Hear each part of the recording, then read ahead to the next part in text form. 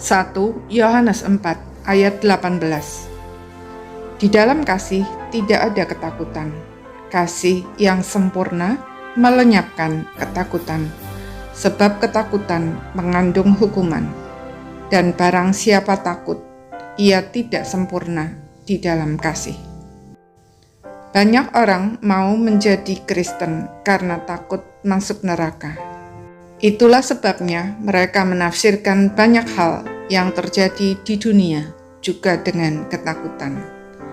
Hasil kemajuan teknologi dikatakan sebagai produk dari antikris yang dihubungkan dengan simbol 666 di kitab Wahyu. Padahal tidak ada kaitan apa-apa di antara keduanya itu. Kemunculan wajah Tuhan Yesus di langit dihubungkan dengan kedatangannya yang kedua. Padahal itu adalah produk dari sebuah proyek sekelompok orang yang mereka sebut Blue Beam.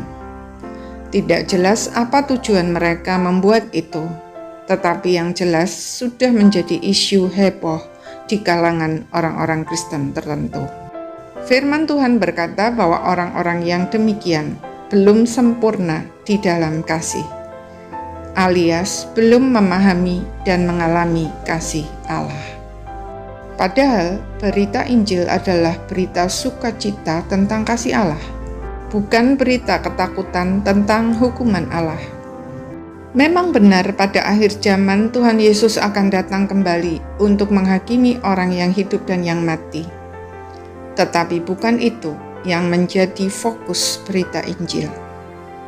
Fokus berita Injil adalah Allah yang Maha Kasih, yang bukan hanya rindu orang berdosa diselamatkan, melainkan juga mau mengorbankan dirinya sendiri, mati di salib untuk menyelamatkan orang berdosa. Kalaupun ada yang akhirnya binasa, itu adalah konsekuensi dari mereka yang menolak kasih karunia Allah itu. Jika kita memahami betapa besar kasih Allah, kita pasti akan menyerahkan hidup kita kepadanya, karena kita mengasihi Dia, bukan karena takut masuk neraka atau takut dihukum.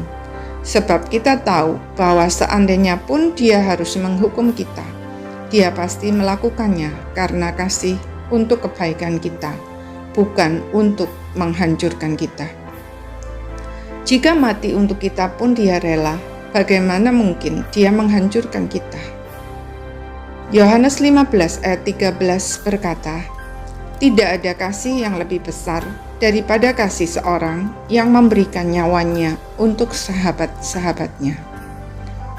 Tuhan sudah membuktikan kasih-Nya yang begitu besar, tetapi banyak orang tidak bisa memahami dan mengalaminya karena ketakutan-ketakutan mereka masih menjadi penghalang.